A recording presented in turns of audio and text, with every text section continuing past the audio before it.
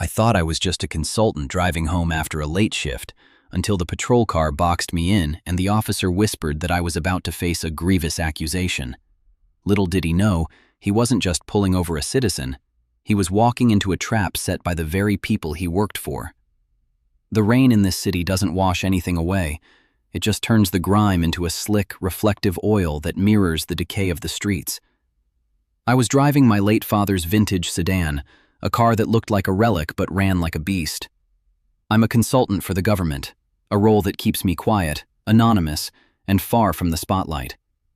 To the world, I'm just a woman in a business suit heading home after a long night of analyzing data. To the officers trailing me, however, I was just another target in a demographic they deemed suspicious. I saw the blue and red lights dancing in my rearview mirror before I heard the siren. I pulled over calmly, my hands at 10 and 2, knowing the drill. I had been pulled over 3 times in the last month alone. Each time, it was the same condescending lecture, the same invasive questioning, and the same underlying tension that made the air feel thin. But tonight felt different. The patrol car didn't just pull up behind me, it boxed me in, another cruiser pulling up at a sharp angle to cut off any chance of movement. Officer Miller walked up to my window. I recognized him from the news. The guy who had been under internal review for excessive force twice in 2 years. He wasn't smiling. He didn't even ask for my license right away. He shone his flashlight directly into my eyes, forcing me to squint. "Step out of the vehicle," he barked, his voice dripping with an arrogance that made my stomach churn. "Officer, I've done nothing wrong," I said, keeping my voice steady. "May I ask why I'm being detained?" "You're being detained because your taillight is out, and you look like you're carrying something you shouldn't be," he spat. He looked back at his partner, a younger man named Henderson, who was already resting his hand on his holster. "I want to search the vehicle. Now." I knew my rights. I knew that without probable cause, this was a violation. "I do not consent to a search," I stated firmly. Miller's face twisted into a mask of pure contempt. He leaned in closer, his breath smelling of stale coffee and malice. "You people always think you have rights, don't you?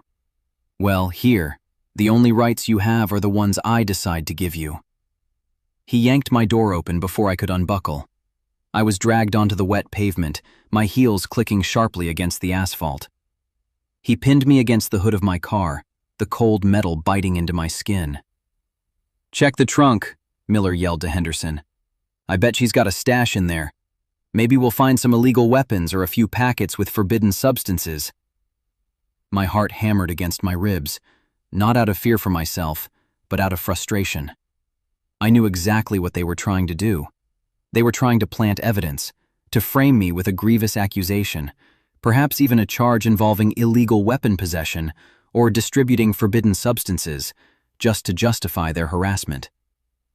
"You aren't going to find anything," I said through gritted teeth, my cheek pressed against the freezing hood. "Oh, we'll find something," Miller whispered in my ear. "We always do. And when we do, we're going to hit you with a grievous accusation that will make sure you get an enormous sentence. You'll be rotting away while we get a commendation." I watched as Henderson pried the trunk open. He rummaged through, throwing my groceries and my gym bag onto the road. He paused, pulling out a small metallic briefcase I kept tucked under the spare tire. It wasn't mine. It was the equipment for the briefing I had just come from. "Hey, Miller," Henderson called out, his voice suddenly dropping an octave. "You need to see this." I felt the grip on my arm loosen just a fraction. Miller stepped away, his eyes fixed on the briefcase.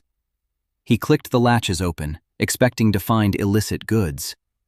Instead, a soft blue light pulsed from inside, and a low-frequency hum began to resonate through the air, vibrating against the pavement. "What the hell is this?" Miller muttered, reaching for it. Suddenly, the street went pitch black.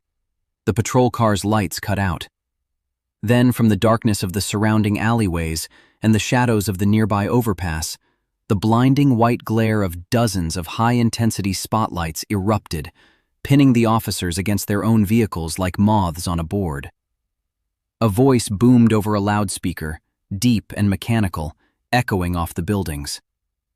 "Drop your weapons and place your hands behind your heads immediately. You are interfering with a federal operation under the protection of the Service of Internal Security." I stood up straight, brushing the grime off my suit. The look of sheer, paralyzing terror on Miller's face was almost worth the night I'd had. But then, a black SUV roared around the corner, screeching to a halt inches from the officers.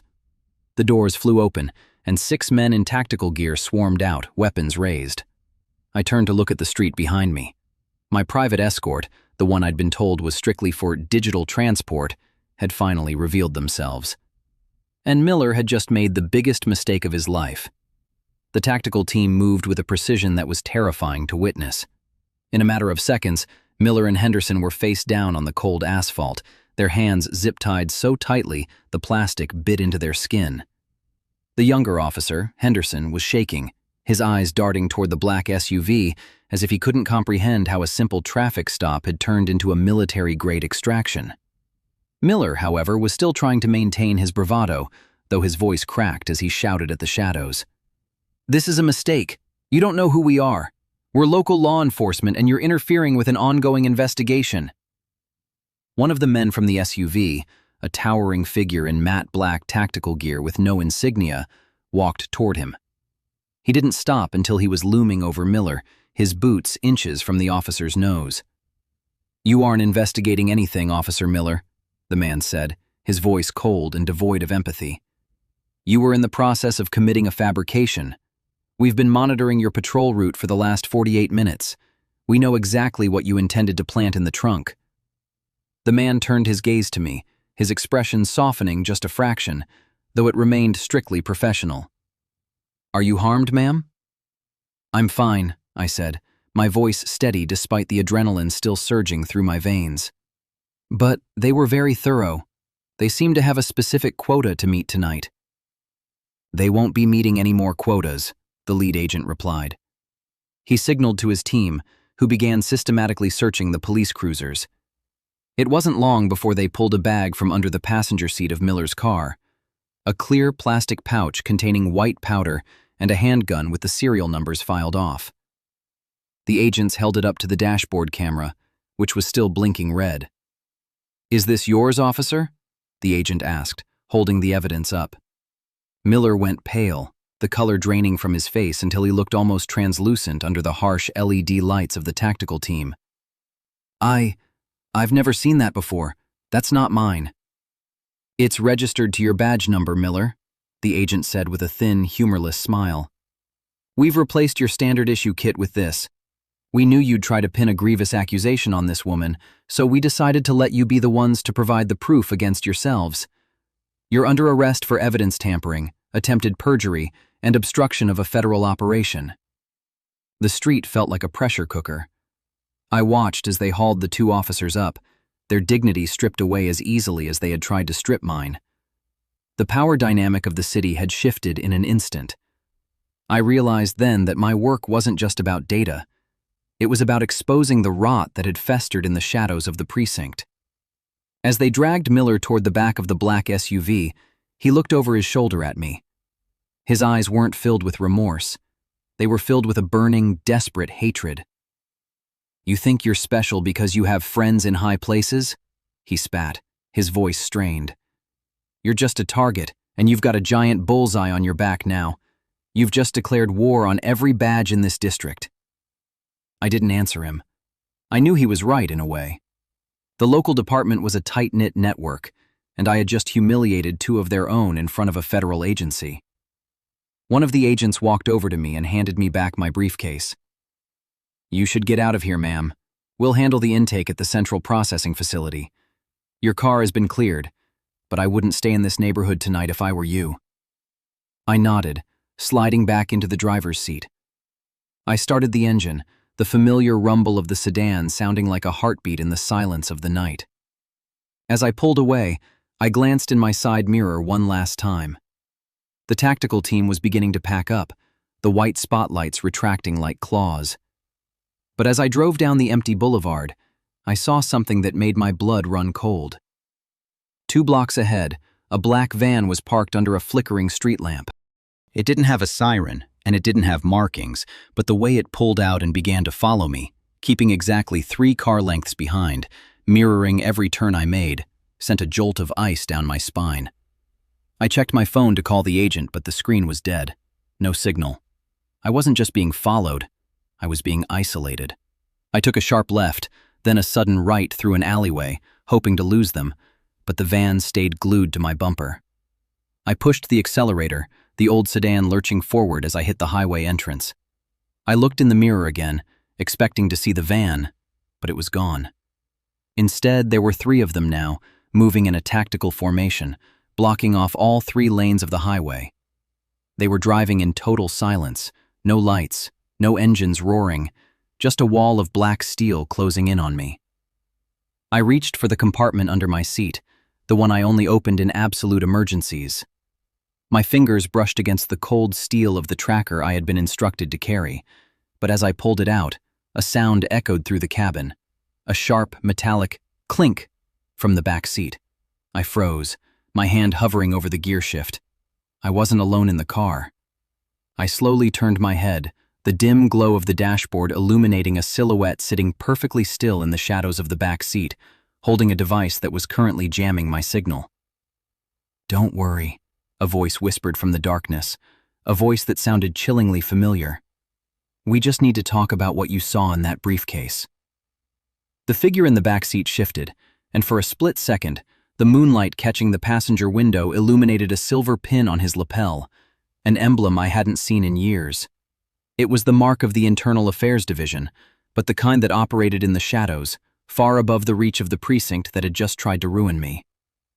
My heart hammered against my ribs, not from the fear of a common criminal, but from the realization that the stakes were far higher than a simple traffic stop. "You're not with the local department," I said, my voice eerily calm despite the adrenaline flooding my system. I kept my eyes on the road, my grip tightening on the steering wheel as the 3 black vans continued to bracket me, their presence a suffocating wall of steel. "The local police are a symptom, not the disease," the man replied. His voice was smooth, educated, and completely devoid of the jagged edge I'd encountered with Miller. "And frankly, their incompetence is becoming an embarrassment to the entire infrastructure. You were never meant to be a target, but your curiosity regarding that briefcase has put you in a position where you now know too much." He leaned forward, his face still obscured by the shadows of the headliner. "That briefcase contains logs of a massive organized scheme, a network that stretches from the street corners all the way to the district attorney's office. Every time Miller or his ilk try to frame someone, they're actually cleaning up loose ends for people who hold titles far more prestigious than a badge. You, my dear, were supposed to be a clean arrest. A simple way to get an enormous sentence for a woman who was in the wrong place at the wrong time." I accelerated, weaving through the light traffic, but the vans remained glued to my flanks, their drivers silent and lethal. "If you're the ones cleaning up the rot, then why am I being intercepted? Why the isolation?" "Because," he sighed, the sound of a man tired of playing games, "you weren't just transporting data. You were carrying a tracking beacon for an illegal shipment of forbidden substances coming through the port tonight. We didn't want the local police to touch it, but we also can't allow that data to reach the federal authorities just yet. There are too many compromised people in the chain of command." My skin crawled. I had been a pawn in a game of chess played by ghosts. The federal operation that had saved me from Miller wasn't a rescue mission. It was a tactical intervention to keep the status quo intact. I realized then that my life was a currency being spent by people who didn't even know my name. "I'm pulling over," I said, swerving suddenly toward the emergency shoulder. The car tires screeched as I slammed on the brakes, the sedan fishtailing before coming to a violent halt. The vans behind me braked with impossible synchronization, stopping in a perfect arc that blocked the road in both directions. The man in the back didn't move. He simply reached out and tapped the roof of my car twice. "We're going to step out now. Keep your hands visible." My associates are not as patient as I am, and they have been authorized to use force if they perceive a threat.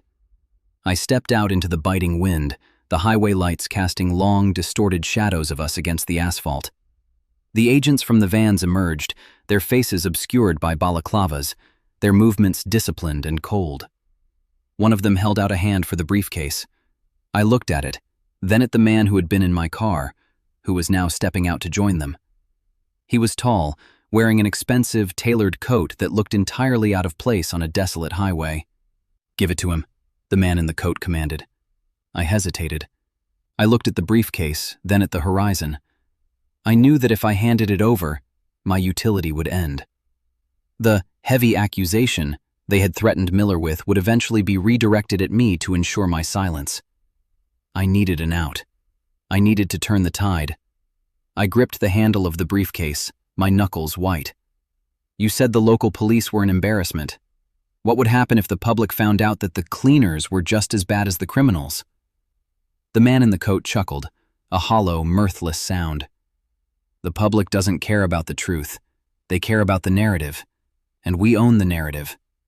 He reached for the case, but I didn't let go. I jerked it back, and in one fluid motion I slammed the metallic latch against the doorframe of my car.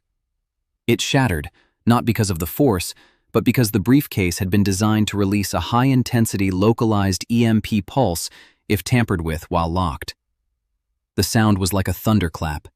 Every electronic device within 50 yards, the cars, the headlights, the hidden surveillance gear, flickered and died. The highway was plunged into total, blinding darkness. In the confusion, I dove toward the drainage ditch that ran alongside the road, hearing the heavy thud of boots scrambling behind me. "Find her!" someone screamed in the dark. I scrambled through the mud and brambles, my lungs burning, until I reached the edge of a concrete embankment. I thought I had found a clear path, but as I stood up to run, the beam of a high-powered tactical flashlight cut through the dark, hitting me square in the chest. Behind the light, a silhouette emerged, and a cold voice spoke, one that I recognized instantly. It was the voice of the lead agent who had rescued me from Miller. "You really shouldn't have done that," he said, drawing an object that wasn't a firearm. It was a digital suppressor, a device designed to scrub a person's identity from the grid entirely. "Now you don't exist anymore, and that makes you very, very easy to disappear." The light was so intense it felt like a physical blow, pinning me to the concrete embankment. The lead agent, the man I had foolishly trusted as my savior, walked forward, his tactical boots crunching on the gravel. He didn't look like a hero anymore. His face was a mask of cold, bureaucratic efficiency, the kind of expression worn by men who sign off on lives as if they were mere ledger entries. "Identity erasure," I whispered, the words catching in my throat. "Is that what this is? You aren't internal security. You're the ones managing the network." He stopped 5 paces away, the digital suppressor humming in his hand. It emitted a low, nauseating frequency that made the air around my head feel heavy. "There is no internal security, not in the way you conceive it. There is only the stability of the system. You stumbled into a stream of data that was never intended for human eyes, especially not eyes belonging to an independent consultant with a penchant for morality. You've become a rounding error, and in our line of work, we fix errors." He raised the device, his finger hovering over the trigger. Behind him, the others were fanning out, their flashlights dancing like restless spirits against the dark woods. I backed away, my heel catching on the edge of the drainage pipe. If I'm just an error, why go through all this trouble? Why the fake arrest with Miller? Why the theatrics on the highway? He paused, a dark smile playing on his lips. "Because, despite your claims of innocence, you are a clever woman. We needed to see if you had backups. We needed to see who you'd contact when pushed to the brink. You led us exactly where we needed you to go, straight to your hidden relay point in the city." My heart sank. My secure relay in the city was a dead-drop server I'd been maintaining for years, a safety net that contained every piece of evidence I'd gathered on the city's organized scheme. I realized with sickening clarity that the car chase, the threats, and the isolation were all designed to force me to reveal the location of that drive. "You don't have it yet," I said, my voice hardening. "You can delete my digital existence, you can wipe my records, but the drive isn't on a network, it's physical. And if I'm not back to reset the encryption within the hour, the entire contents get automatically broadcasted to every major news outlet in the state. The agent's smile vanished. For the first time, I saw a flicker of genuine irritation. Bluffing is a dangerous game, consultant. Is it? I reached into my coat and pulled out a small, encrypted thumb drive, a decoy. I held it over the dark, rushing water of the drainage canal. One move closer, and this ends up in the current. You'll spend the next decade trying to track down every digital copy, and trust me, you won't find them all. The tension in the air was thick enough to choke on. The other agents froze, their weapons lowered, waiting for his command.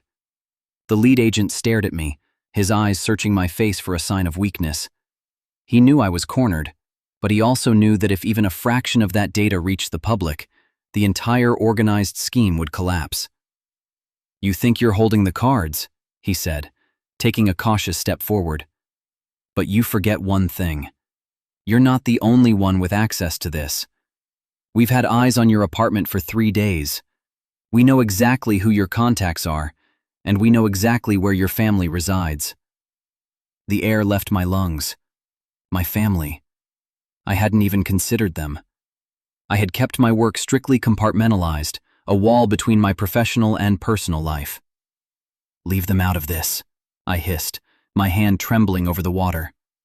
"It's not a choice, it's a leverage point," he replied, his voice dropping to a terrifying, quiet register.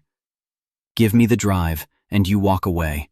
We'll even provide you with a new identity, a fresh start. You can go anywhere, be anyone. But if that drive hits the water, I pick up the phone, and by the time you reach the bottom of this embankment, there won't be a home left to go back to." I looked down at the dark, swirling water. I was staring at my own destruction. I could save myself, or I could be the catalyst that finally brought the rot to light. I looked back at the agent, my eyes burning with a defiance he clearly didn't expect. "You're right," I said, my voice barely audible over the wind. "I am a clever woman."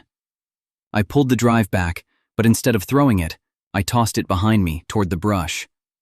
As they scrambled to look for it, I lunged forward, not to run, but to grab the agent's weapon. We collided with the force of a train wreck, tumbling down the muddy slope toward the dark canal. We splashed into the freezing water, the struggle turning into a frantic, blurred chaos of fists and spray. I felt the cold bite of steel against my ribs, a knife he had drawn in the confusion. As the blade slid in, the pain was sharp and searing, but I didn't let go. I drove my elbow into his throat, feeling his grip loosen as he gasped for air. I kicked away from him, gasping for breath, my vision beginning to swim. I scrambled onto the opposite bank, blood staining my suit, feeling the warmth of the wound against the freezing night air. I looked back at the canal. The agent was struggling to stand, his face twisted in rage. He wasn't reaching for a gun. He was reaching for a detonator. "You think you've won?" he screamed, his voice raw. "You've just triggered the failsafe. If I don't check in 10 seconds, the entire block where your family lives is going to be leveled." He held up a small device. A timer on it was blinking a bright, rhythmic red. 09, 08, 07. I realized then that this wasn't just about me or the data. I had been lured into a trap that ended with a final, horrific choice. My phone, my only way to communicate with my family, buzzed in my pocket. It was a video call. My hands shaking, I pulled it out and tapped the screen.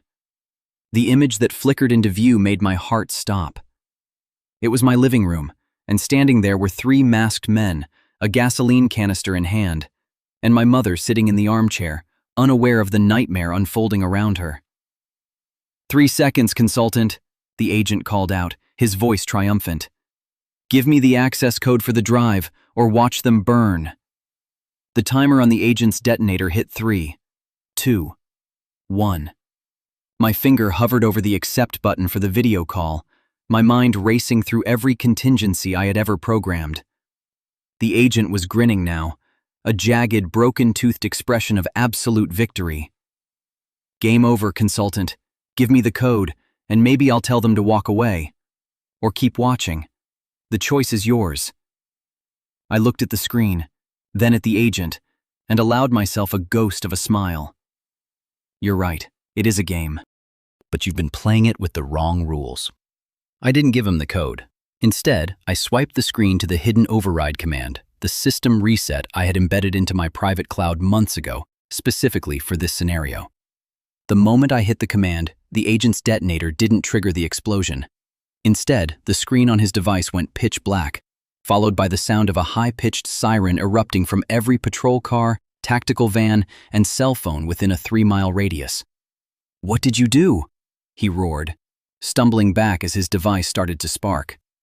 "I didn't just log into your network," I said, rising to my feet despite the burning sensation in my side. "I rerouted your cleaning protocols.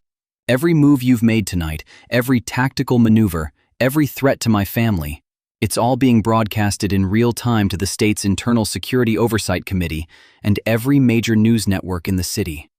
You aren't operating in the shadows anymore. You're live." The agent's face turned from triumph to sheer, unadulterated panic. He looked at his device, then at the sky, where the distant hum of helicopters began to grow into a roar. The failsafe he thought he controlled had become his own indictment. Across the city, the heavy-handed tactics of the organized scheme were being dismantled as federal teams, the real ones, not the ones he'd bribed, were already storming the offices where the corrupt officials were hiding. In the video feed on my phone, the 3 men in my living room froze. They weren't looking at my mother anymore. They were looking at their own phones, which were vibrating incessantly with alerts. One of them turned toward the camera, his eyes wide, and then they dropped the gasoline canister and scrambled out the front door, realizing they were being hunted. My mother stood up, confused, clutching her shawl, completely unharmed. The agent in the canal, seeing the red and blue lights of true federal enforcement swarming the highway, made one desperate move. He lunged for me, a final attempt to silence the witness. But he was too late. Before he could reach the bank, a dozen high-powered rifles were trained on him from the darkness. "Drop the weapon and surrender!" The voice of a real federal commander boomed from the tree line. He didn't stand a chance. He collapsed into the mud, his ambitions of system stability shattered under the weight of the evidence I had spent years meticulously gathering. The nightmare was over. The aftermath was a whirlwind of debriefings and protective custody, but for the first time in years, the air felt clean. The organized scheme that had held this city in its grip was exposed to the light. The precinct was cleaned out from the top down.